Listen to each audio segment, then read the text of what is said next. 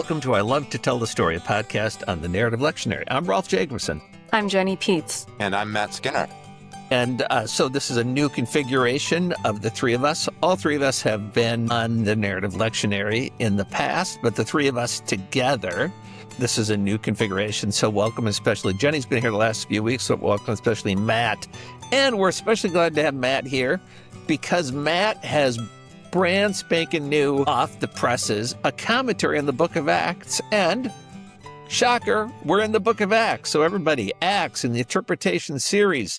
Matt, congratulations on the book, and thanks for the contribution to the Church's Scholarship. Yeah, thank you. It's nice to have it out in the world and no longer in production. Yeah, you worked a long time on that thing.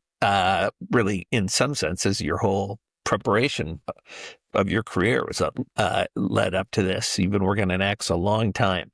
Yeah, it's all winding down now. All right. Well, that makes this an especially happy occasion because I have some questions that I don't understand about the reading. We are in Acts 15, 1 through 18. So in the Narrative Lectionary, during the Easter season, we try to tell part of the early Christian story, especially using some Acts and then some Paul. And so next week, we'll have Paul from Galatians 1 and 2, in some ways reflecting on his narrative of what we think. Well, I'll ask you if it's the same event or set of events. I know that these things are always disputed in scholarship because that's why scholars exist, to dispute things in scholarship. But here's my first question, Matt and Jenny, to both of you. The NRSV says, then certain individuals came down from Judea, and according to verse 5, maybe they're connected to believers, that is, people who follow Jesus, who are identify themselves as Pharisees, as does Paul, sort of.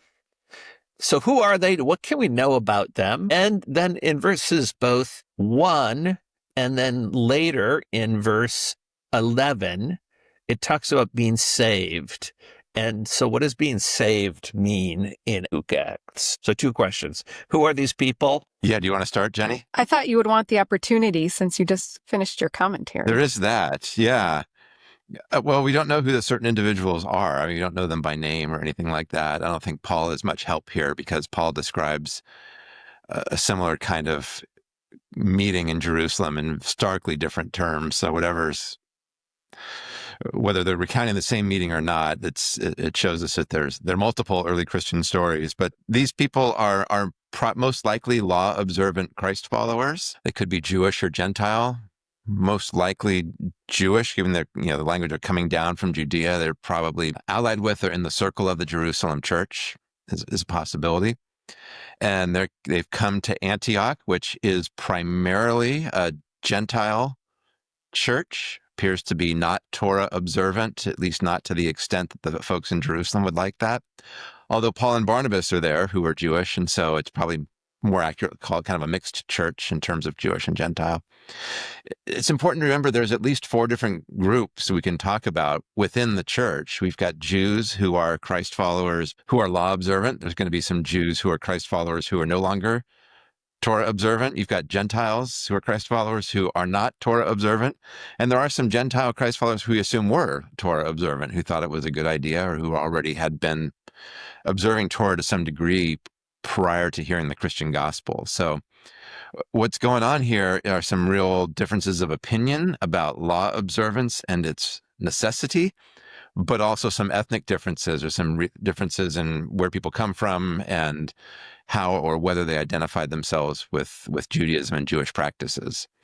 All of that is simply to say what looks like a bit of a peculiar issue to us maybe was vitally important in terms of understanding what it meant to be Christian and what it meant for these at least 4 different kinds of groups of people to be able to share space together, share meals together, share worship together, share a Christian identity together. That answer your question? Or should I just say we're not sure exactly? No, it's really helpful. And I think, as I think about, people listening to a sermon and maybe a Bible study on this text this week, that as the early church is sorting itself out, trying to make sense both of how it is that God has come near to us in Jesus, but also that the God who has come near us is the God of Abraham and Moses. There's some complicated things that need to be worked out, but those two things are being affirmed. Yeah, well, I will pick up on some of the points that have already been made. I think this is a really powerful text for a number of reasons. And one of them is that ultimately, when the apostles and the elders met in Jerusalem about this matter, and apparently with Paul and Barnabas as well, a decision is made that Gentiles are accepted into the Christian community as Gentiles without needing to observe all of the law that wouldn't have been part of their practice. And there's just a lot of interesting facets here about church discernment, about decisions being made in community and based on real experience of Gentiles receiving the gospel and the gift of the Holy Spirit without law obedience. And so I just think that's instructive in that we have people willing to adjust to the realities that are presented to them and accept the Gentiles into the community as Gentiles. And as you both have mentioned, to work to make a united Christian community that's diverse, right? Christ is the center. Christ is what people have in common, but people still bring other aspects of who they are into this community. And so I think that's powerful. Yeah, and to build on what Jenny's saying in terms of, it's not just the fact that the community needs to be unified because somehow a fractured community is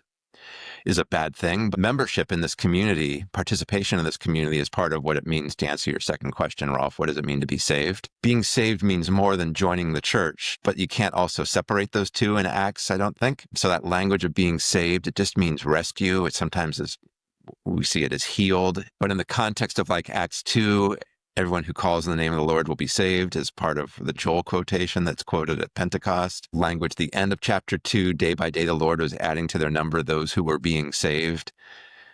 There's no other name on heaven by which we can be saved. In Acts 4, there's a variety of places where it's described as getting all the benefits. It's more than just forgiveness. It's more than just finding a new home. It's participating in this new movement that is seen as being a fulfillment of the promises to Abraham. It's that old of a promise and that dramatic of a promise of breaking down a sense of value distinction between Jews and Gentiles. And so when they say you can't be saved here, what they're saying is you're not full benefits of God's salvation through Christ. But also I think they're saying you can't really be part of the church. In other words, we're not going to be able to have fellowship with you and consider you true siblings in faith if you don't do this Torah-based stuff. And that's not because they're legalists or because they're bad people. It's because that's always been how it was. If you're Jewish and imagining what does it mean to participate with other people, encountering the holiness of God in one's daily life, and so on and so forth. Maybe that's the crux of the issue for people today as we hear this text is what is actually core to Christian identity? And are there things that we've thought were core to Christian identity or congregational or community identity that we can now say, those things aren't really core anymore because of the centrality of who Jesus is?